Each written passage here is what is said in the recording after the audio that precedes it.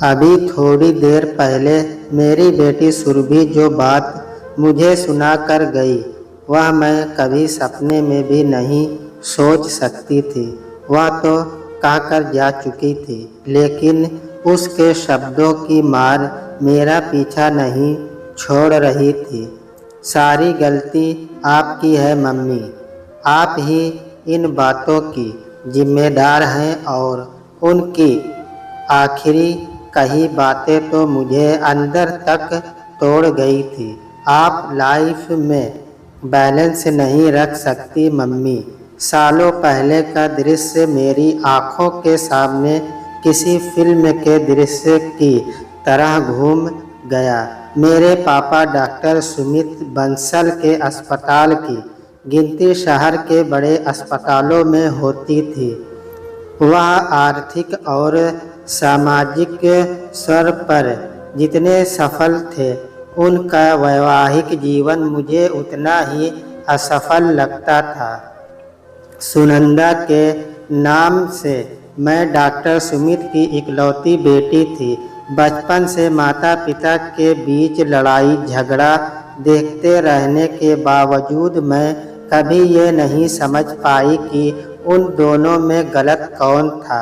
Mummy को पापा से एक ही शिकायत थी कि वह घर को समय नहीं देते और उनकी ये शिकायत बिल्कुल सही थी। तब मेरी समझ में ये नहीं आता था कि आखिर पापा इतने व्यस्त क्यों रहते हैं। आखिर सारी दुनिया के पुरुष काम करते हैं, पर वे तो इतने व्यस्त नहीं रहते। पापा के पास किसी फंक्शन पार्टी में जाने का समय नहीं होता था। वह हम दोनों माँ बेटी को साथ जाने के लिए कहते, लेकिन मम्मी उनके साथ जाने पर अड़ जाती और जाने का कार्यक्रम कैंसिल हो जाता। मम्मी के आंसू बहने शुरू हो जाते तो पापा चिढ़कर वहाँ से उठ जाते। एक दूसरे की बातें सुनना और समझना तो दूर, उन दोनों को अपनी बात कहने का ढंग भी नहीं था। दोनों की जिद में मैं दोनों की तरफ से पिस जाती थी। धीरे धीरे मैं मम्मी पापा से दूर होती जा रही थी। पापा के पास मेरे लिए समय नहीं था, मगर मैं मम्मी से भी दूर होती जा रही थी। जबकि ऐसी स्थिति में बेटी आमतौर पर माँ की दोस्त बन जाती है। मैंने भी थोड़ी बहुत कोशिश की थी मम्मी को समझाने की। मम्मी सब जानते हैं कि पापा बहुत व्यस्त हैं, लेकिन अगर वह नहीं जा सकते तो इसका ये मतलब नहीं है कि हम भी कहीं ना जाएं। मम्मी भड़क जाती, हाँ हाँ, पूरा देश तुम्हारे पापा के कंधों पर ही तो खड़ा है। आखिर सारी दुनिया के पुरुष काम करते हैं, कोई तेरे पापा अकेले तो है नहीं। बात इतनी सी है कि उनकी नज़र में मेरा कोई महत्व नहीं है। वैसे भी घर में मेहमान की तरह आते हैं। मैं समझ नहीं पा रही थी कि मम्मी हर बात को नेगेटिव तरह से क्यों देखती है। पापा के व्यवसाय को देखते हुए उनकी मजबूरियों को क्यों नहीं समझती। मैं मम्मी के पास बैठी उन्हीं के खिलाफ सोचती रहती। ऐसा नहीं था कि मैं पापा को सही समझती थी, मुझे खुद यही लगता था कि पापा को घर में कोई रुचि नहीं और न ही उन्हें मेरे और मम्मी के होने या ना होने से कोई फर्क पड़ता है। लेकिन समय के साथ साथ मुझे ऐसा लगने लगा था कि पापा के उन ठंडे व्यवहार का कारण मम्मी का अपना ही व्यवहार है। जीवन रूटीन पर चल रहा था। मेरा भी काम पूरा होने वाला था। उन्हीं दिनों देश के कई भागों में आए भूकंप ने पूरे देश को थर्रा दिया था। टेलीविज़न पर लोगों से रक्तदान की अपील की जा रही थी। पापा के अस्पताल में रक्तदान का काम चल रहा था। मैं भी अचानक पहुंच गई। पापा मुझे देखकर हैरान रह गए। बस इतना ही बोले, तुम यहाँ कैसे? मेरे कुछ कहने से पहले ही वहाँ जूनियर डॉक्टरों का एक ग्रुप आया और पापा उनसे बातें करने में व्यस्त हो गए और मैं कोने में खड़ी थी। मैंने पलट कर देखा तो पाया कि पापा लोगों की भीड़ में झुंझलाए हुए खड़े थे। मैं सोचने लगी कि एक तो पापा पर इतना काम का बोझ है, ऊपर से काम करने के बजाय लोग उनका समय खराब कर रहे हैं। ऐसे में पापा का दिमागी तनाव आसमान से बातें करने लगता होगा। मैं बेख्याली में पापा की तरफ बढ़ी तो उनकी नज़र भी मुझ पर पड़ी और उन्होंने किसी को आवाज़ देकर कहा, अरे समीर, ये मेरी बेटी सुनंदा है और सुनंदा ये डॉक्टर समीर है। इस छोटे से परिचय के साथ उन्होंने मुझे रक्तदान के लिए डॉक्टर समीर के साथ भेज दिया। समीर के साथ चलते हुए, उसके साथ बातें करते हुए, उसके साथ कुछ ही कदमों के सफ़र में जैसे मैंने कितना लंबा सफ़र करने की इच्छा कर ली, मुझे खुद ही नहीं पता चला। जब तक मैं अस्पताल से रक्तदान कर लौटी, पूरे तरह समीर के प्रभावी व्यक्तित्व में रंग चुकी थी। वह सारी बात मैंने जाग कर बुझाई थी। समीर की गंभीर आवाज़ मेरे कानों में रात भर गूंजती रहती थी। सुबह फ़ोन की घंटी बजी तो पता नहीं किस उम्मीद से मैंने ही फ़ोन पलट कर उठाया। उधर से आवाज़ आई, मैं समीर। आवाज़ सुनकर मैं खड़ी रह गई। मेरे हथेलियाँ पसीने से भीग उठी, दिल धड़क उठा। मेरी खामोशी को महसूस करके समीर फिर बोला, सुनंदा, क्या तुम्हें रात को नींद आई? मैं तो शायद जीवन में पहली बार पूरी रात जागता रहा। इसका मतलब उससे मिलने के बाद जो हालत मेरी थी वही उसकी भी थी। मैंने अपनी चुप्पी तोड़ी और बोली, हाँ, मैं भी नहीं सो पाई समीर। तो क्या हम दोनों की हालत एक सी है? हम आज फिर मिल सकते हैं? मैंने कहा। समीर, थोड़ी देर में मैं अस्पताल के गेट पर आती हूँ। मैंने फ़ोन रख दिया। हम दोनों एक ही दिन में एक दूसरे को अपने दिल के करीब महसूस कर रहे थे। एक दूसरे को देखकर दिल को जैसे कुछ चैन मिला। फिर समीर कई बार समय निकालकर मिलने का कार्यक्रम भी बना लेता। मम्मी पापा की आपसी नीरसता से उपजे घर के अजीब से माहौल के कारण मैं सालों तक अपने जिस ख्याल में बंद थी, समीर के सानिध्य में मैंने उसके बाहर निकलकर जैसे खुली हवा में सांस ली। समीर पूरी तरह से एक समर्पित डॉक्टर था। यही वजह थी कि पापा उसे बहुत पसंद करते थे। हर मरीज की इतनी लगन और मेहनत से देख रेख करता जैसे वह उसके ही घर के सदस्य हों। अचानक मेरा रुझाव सोशल वैल्यूज की तरह बढ़ने लगा। मैंने इस विषय पर किताबें पढ़नी शुरू कर दी। कुछ ही दिनों में मेरी सोच में सकारात्मक परिवर्तन आने लगा। अब मुझे मम्मी का टोकना बेकार लगता। बुरा नहीं, दुनिया को देखने का मेरा दृष्टिकोण बदल गया था। पापा से मेरा समीर से मिलना छिप नहीं पाया। पापा समीर और मेरी एक दूसरे में रुचि समझ गए। उन्होंने मम्मी से बिना सलाह लिए समीर के माँ बाबूजी से बात भी कर ली और इस रिश्ते के लिए अपनी स्वीकृति भी दे दी। समीर अपने भाई बहनों में सबसे बड़ा था। उससे छोटा एक भाई और एक बहन थी। सबसे बाद में पापा ने घर पर मम्मी को बताया तो जैसे घर में तूफान आ गया।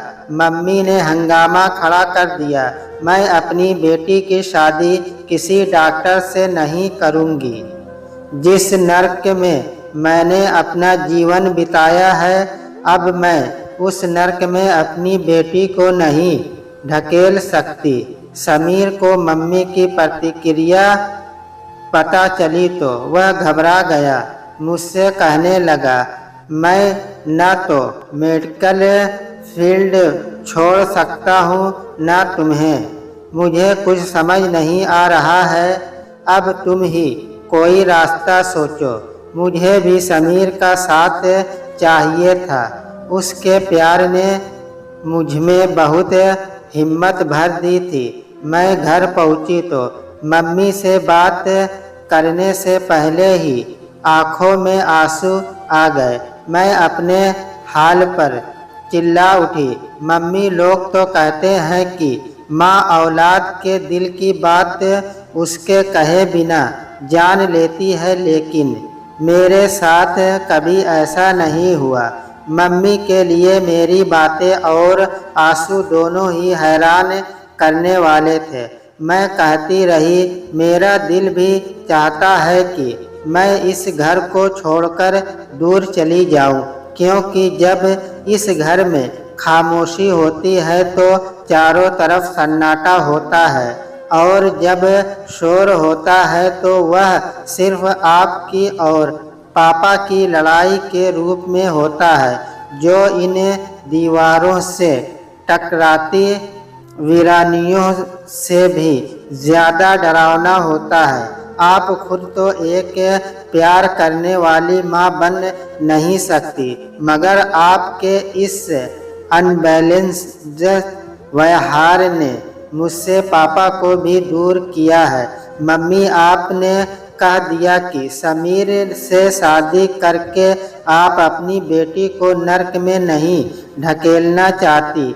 आपने ये भी नहीं सोचा कि जिसे आप नर्क कह रही हैं वह आपकी नज़र में ही नर्क हो। आपको पता ही नहीं आपकी बेटी का दृष्टिकोण आपसे कितना अलग है। मुझे लगता है डॉक्टरों के पास भी अपनी पत्नी और बच्चे के लिए समय हो सकता है, क्योंकि वह समय निकालना चाहते हैं, लेकिन पापा ऐसा कोई प्रयत्न नहीं करते, क्योंकि आपके व्यवहार की वजह से उनका घर आने का मन ही नहीं करता होगा। आपको जीवन में पापा की मजबूरियों से संतुलन बिठाना नहीं आया। मुझे खुद नहीं पता था मैं सब कुछ कैसे कह गई।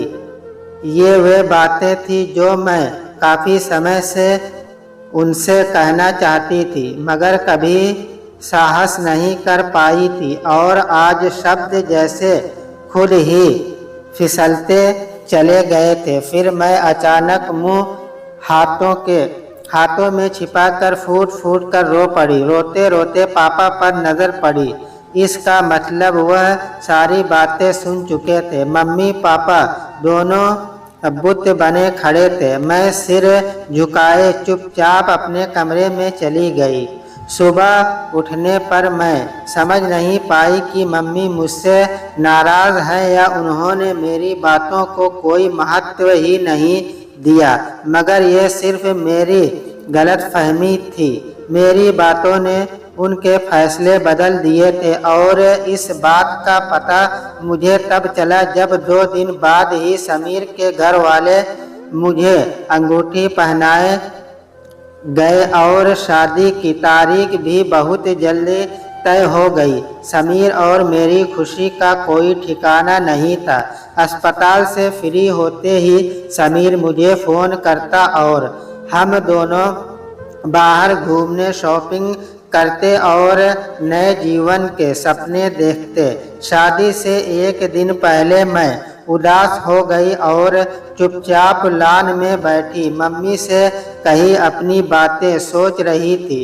उनको इतनी कड़वी बातें कहने का दुख भी था, लेकिन अब तो भड़ास निकल ही चुकी थी।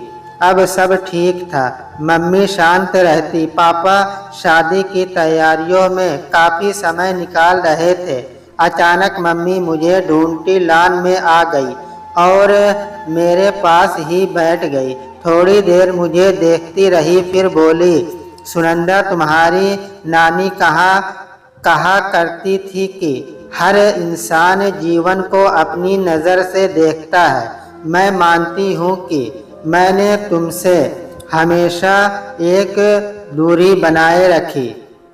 अभी मेरी बेटी कह कर तुम्हें प्यार नहीं दिखाया, लेकिन इसका मतलब ये नहीं कि मुझे तुमसे प्यार नहीं। मैंने जिस नज़र से दुनिया को देखा था और जिस हालात से गुजरी थी, उन्हें देखने के बाद मुझे लगता था कि लड़कियों को हमेशा रौब में रखना चाहिए, क्योंकि मेरी माँ ने मुझ पर कभी सख्ती नहीं की थी, जिस वजह से जीवन में मुझसे बहुत गलतियाँ हुई है।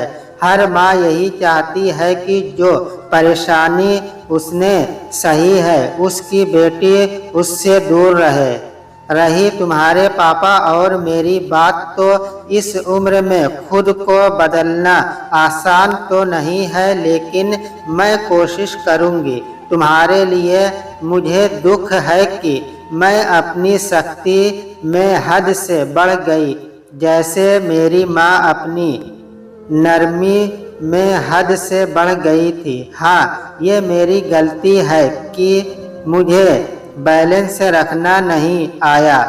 मम्मी के चुप होने पर मुझे ऐसा लगा जैसे पूरी कायनात खामोश हो गई हो। मम्मी की बातों पर मैं पथरा कर रह गई, मगर मेरे अंदर एक तूफान मचा था। मम्मी ने मेरे सिर पर हाथ रख कर इतना ही कहा, हमेशा खुश रहो। मैं शर्मिंदा हूँ तुमसे मेरी बच्ची। पता नहीं इस वाक्य में ऐसा क्या था कि मैं खुद पर नियंत्रण खो बैठी और उनके गले लगकर फूट फूट कर रो पड़ी। फिर मैंने समीर के साथ नए सफ़र के लिए नए रास्ते में खड़ी मजबूती से पहला कदम रखा। मैंने अपने आप से वादा किया था कि मैं कभी समीर से लड़ूंगी नहीं, अपना धैर्य नहीं खोऊंगी। मम्मी से बात करने के बाद मैं अपनी ज़बान पर और भी नियंत्रण रखना सीख गई थी, क्योंकि उस अनुभव ने मुझे सिखा दिया था कि गुस्से में इंसान कई गलत शब्द बोल जाता है, जिससे बाद में शर्मिंदगी होती है। जबकि जीवन में ऐसे कई पल आए जहां मुझे समीर के आतिथ्यता पर बहुत गुस्सा आया था और हजार कोशिशों के बावजूद मुझे लगता था मैं फट पड़ूंगी। ऐसे समय में मेरी कोशिश होती कि समीर से मेरा सामान्य न हो। वैसे भी मैंने सारा जीवन भरी ससुराल में बिताना था, जहां वैसे भी हर बात सोचने से पहले तोलनी पड़ती है, वरना हर बात का उल्टा मतलब आसानी से निकाला जा सकता है। मैंने घर की सारी जिम्मेदारी अपने ऊपर ले ली थी।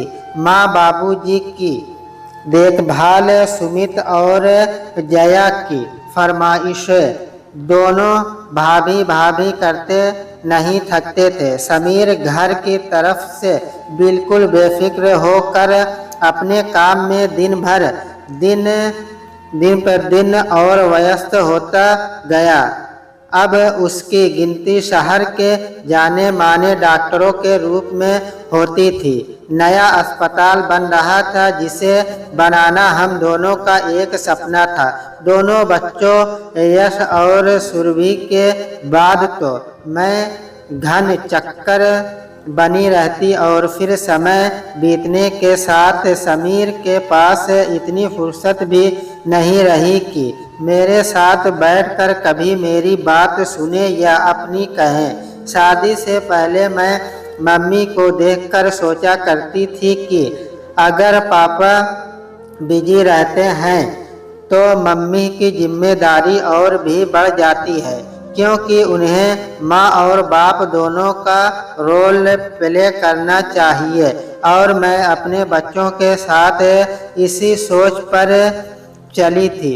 मैं उनके साथ न तो इतनी सख्त थी कि वे अपने ही घर में परायापन महसूस करते और न इतनी नरम थी कि बदतमीजी और गुस्ताख बन जाए।